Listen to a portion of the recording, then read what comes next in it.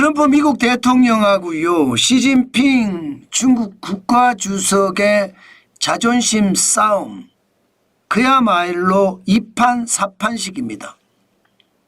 너 죽고 나 살자식이에요. 심각합니다. 이건요, 시장에 공포감이 솟아오릅니다. 솟아오릅니다. 그것도 두려운 공포감이에요. 진짜 무섭습니다. 한번 보세요, 여러분. 미국이 중국이 존경하는 마음이 없다면서 관세를 때리기 시작을 했는데, 중국은 미국이 때리면 계속 재보복합니다. 2월 4일에도 추가 관세 10% 올리니까 중국은 2월 10일에 미국산 석유 등의 15% 추가 관세를 또 매겼습니다. 3월 4일에 추가 관세를 더 10% 플러스를 하니까 중국도 미국산 밀 등의 15% 관세를 또 매겼습니다. 4월 2일에는 34% 관세를 매기니 중국도 4월 4일에 34% 똑같이 매겼습니다. 그리고 4월 9일에 125% 관세를 발효시켰거든요. 그랬더니 4월 9일 중국은요, 추가 관세 34%에서 84%로 상향 조정했습니다. 그리고 4월 10일에 대중 관세율을 최종 145%로 정정을 했거든요. 그랬더니 중국은요, 4월 11일, 12일부터 대미 관세율을 125%까지 올렸습니다. 난리도 아니죠? 진짜 난리도 아닙니다. 시장을 보고 있으면 두렵습니다.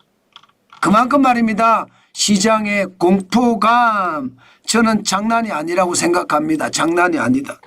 예, 그 정도로 말입니다. 시장 엄청납니다. 엄청납니다. 아니, 생각을 해보자고요, 여러분. 예, 기본적으로 말입니다. 한 나라가 다른 나라에게 100%의 보복관세를 매기면 이건 무역하지 말자는 이야기잖아요. 그런데 미국은 145%를 때리고요, 중국은 125%를 부과했습니다.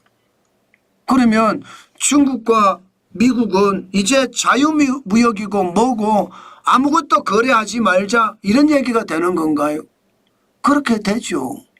문제는요, 이게 세계 경제에 어마무시한 충격을 준다는 사실이에요. 왜냐하면 말입니다, 둘 다 좋을 게 없거든요. 둘 다. 당장 말입니다, 미국과 중국의 교육 규모를 보면 2023년 기준입니다. 미국이 수입하는 금액은 4,272억 달러고요. 미국이 수출하는 금액은 1,473억 달러입니다. 예, 미국이 수출하는 규모가 34.5% 정도 규모죠. 그러면 여러분, 한쪽에서 145%를 매기고, 그러면 4,272억 달러에 145% 관세를 매긴다는 이야기죠. 그리고 1,473억 달러에 대해서는 125% 관세를 매긴다는 이야기입니다. 이렇게 되면 여러분, 타격은 분명히 말입니다, 중국 수출에서는 엄청 타격을 받을 거고요. 어쩔 수 없이 미국 입장에서 대체제가 없을 때는 중국 제품을 관세를 주고 사들여야 되거든요. 그럼 미국 입장에서는 물가가 오를 수밖에 없는 구조. 대체제가 있으면 다행이지만 대체제가 없으면 무조건 오릅니다.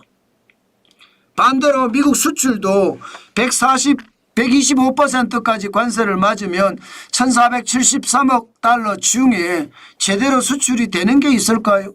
중국 입장에서도 대체제가 있으면 이게 살 수 있지만 대체제가 없으면 미국 거 관세 내고 수입을 해야 되거든요.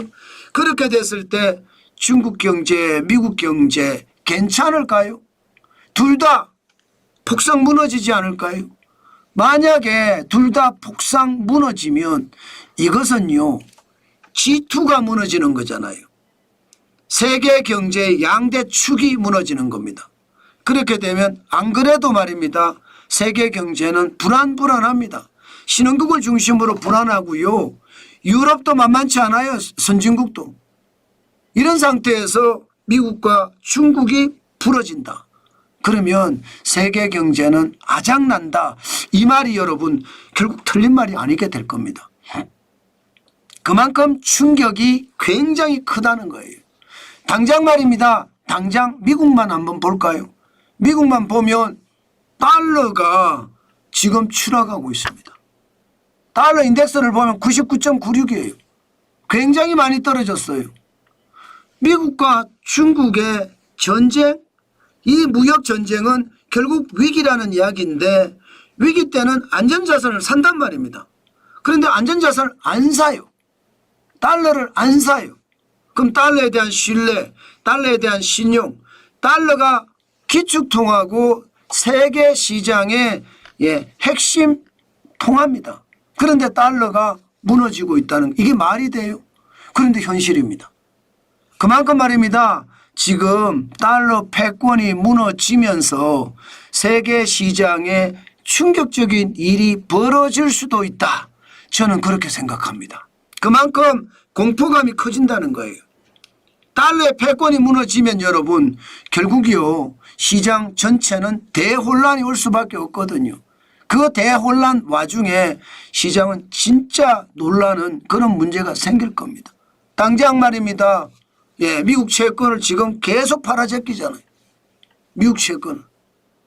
달러의 패권이 무너졌어요. 무너지고 있어요. 그러면 미국의 채권의 패권은 안 무너질까요? 안전자산의 1순위가 사실상 달러였고 사실상 2순위는 미국 채권이고 사실상 3순위는 금이었습니다. 그런데 지금 상황은 어떻게 되고 있습니까? 지금 달러는 팔아서 달러를 사는 사람이 없는 거예요. 달러에 대한 수요가 줄어드는 거예요. 달러에 대한 수요가 줄어드니까 어떻게 됩니까? 기본적으로 안전자산으로서의 지위를 점점 잃어가는 거죠. 게다가 채권도 서로 팔자입니다. 서로 팔자. 중국도 팔자, 일본도 팔자, 유럽도 팔자. 채권을 팔자가 되면 시장에서 어떤 문제가 생길까요? 공급만 늘어나요. 공급만 늘어나면서 채권의 가격은 곤두박질 칩니다. 지금 실제로 떨어지고 있고요. 채권의 수익률은 계속 올라가요.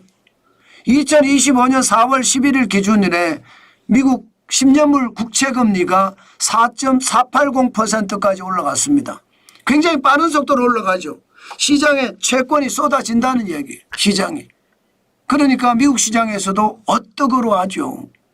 그러니까 달러의 패권이 무너지는 모습과 채권의 안전자산이 안 된다는 거 이것도 지금 시장의 공포감이거든요.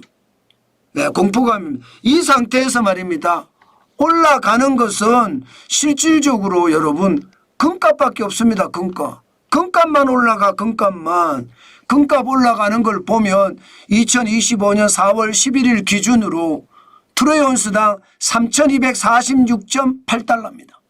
당연히 사상 최고치고요. 사상 최고치가 계속 연속하고 있거든요. 그러니까 안전자산으로 달러의 지위나 안전자산으로서의 미국 채권의 지위가 떨어지면서 금값만 계속 올라간다는 겁니다. 이렇게 되니까 시장의 불안감은 커지겠습니까? 적어지겠습니까? 시장의 불안감은 굉장히 커지죠. 불안감이 아니라 이제는요 심리까지도 무너지는 그런 사태가 벌어지는 거예요. 미국의 미시간대에서 발표하는 소비자 심리 지수를 보면요. 2025년 4월이 결국 50.8까지 떨어졌습니다. 50.8. 그러면 2022년 6월에 50.0 이때 이후로 최저치죠. 코로나 팬데믹 때도 50 밑으로 떨어진 적이 없습니다. 2020년 4월에 71.8을 기록한 적이 있거든요. 그런데 지금 4월에는 50.8. 충격적입니다. 소비자 심리지수가 떨어진다. 심리가 무너진다는 것은 여러분 경제가 무너진다는 것과 똑같습니다. 지금 당장 무너지지는 않을 수 있습니다. 그러나 심리가 무너지면 소비를 줄이면 여러분 돈 안 씁니다. 계속 돈만 챙기고 있어요. 현금 보유가 최고다 이렇게 생각하면서요. 그게 시장의 위기감을 더 크게 몰고 오거든요. 문제는 현금 보유다 최고다 이렇게 이야기할 수 있는 요소가 또 있습니다. 단기 기대 인플레이션 지금 4월에 6.7%까지 올라갔습니다. 1981년 이후의 최고치입니다. 예, 지난 2022년 3월에 5.4%도 놀랍다 했거든요. 그런데 지금 2025년 4월은 6.7%입니다. 단기 기대 인플레이션이라는 게 쉽게 말하면요. 뭐 빠르면 6개월 후 아니면 1년 후입니다. 일반적으로 1년 후. 1년 후에 물가가 어떻게 될 것인가 예측하는 게 단기 기대 인플레이션인데 6.7까지 올라갑니다. 그러면 여러분들이 확실하게 느껴지죠? 심리는 깨지고 그죠? 예, 물가는 올라가고 결국 저성장의 고물가 스태그플레이션이 닥칠지도 모른다 이런 생각이 크게 되겠죠. 결국은 이게 공포예요. 이게 공포가 계속 커지는 겁니다. 저는 그게 두렵다 이렇게 생각을 합니다. 실제로 시장에서도 시카고 옵션 거래소의 변동성 지수 이게 높으면 높을수록 공포감이 커진다는 거거든요. 일반적으로 공포지수라고도 합니다. 그런데 2025년 4월 8일에 52.33에서요. 4월 9일에 33.62까지 떨어졌지만 이게 4월 11일에는 다시 39예요. 공포지수가 안 떨어진다는 겁니다. 글로벌 금융위기 때나 코로나 팬데믹 때는 80.06이나 82.69를 기록하기도 했습니다. 지금 앞으로 그렇게 안 되리라는 보장 있느냐? 저는 없다고 생각합니다. 그만큼 시장은요 난리가 났다 이런 뜻입니다. 이처럼 미국 시장이 무너지잖아요. 그러면 지금 여러분도 알다시피 나홀로 성장을 구가하고 있는 곳이 미국 시장이에요. 근데 미국 시장이 무너지면 자연스럽게 미국과 거래하는 신흥국 시장이 무너질 수밖에 없습니다. 여기에다가 트럼프 관세가 또 한 번 심리를 흔들어 놓으면요. 선진국도 만만치 않아요. 이미 중국은 무너지고 있었으니까 최악인데 유럽까지도 최악의 수순을 밟을 수 있습니다. 결국 시장은요. 트럼프 관세의 공포감이 시장 전체를 공포감으로 몰아넣는다. 그러다가 최악의 시나리오 세계 대공황이라는 시나리오를 쓸 수도 있다. 그 말씀 여러분들에게 드리고 싶은 겁니다. 그만큼요. 지금 트럼프와 시진핑의 이판사판식 대결은요. 세계 경제를 완전히 폭락시킬 거예요. 완전히 망치게 만들 겁니다. 그만큼 말입니다. 상황이 어려워졌고요. 더더욱이 심각한 것은 자존심 게임을 하잖아요. 이게 실리를 추구하는 것이 아니라 이것은요 더 위험합니다. 자칫 경제전쟁이 무력 충돌로도 이어질 수 있습니다. 그만큼 지금 전 세계는요 살얼음판을 걷는 듯한 느낌 그런 공포감이 시장 전체를 감싸고 있다. 이렇게 생각해도 틀린 말은 아니다. 저는 그렇게 생각합니다. 그만큼 심각하다. 저는 그렇게 본다는 뜻이에요.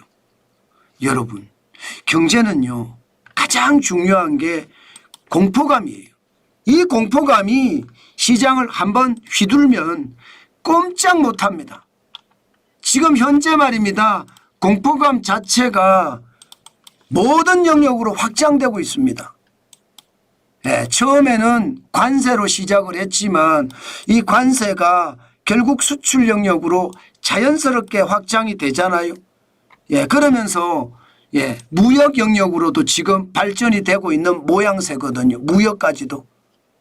뭐 수출이 무역이다 이렇게 해도 뭐 똑같은 말이긴 하지만 실질적으로 전체적으로는 좀 틀리게 본다면 지금 말입니다.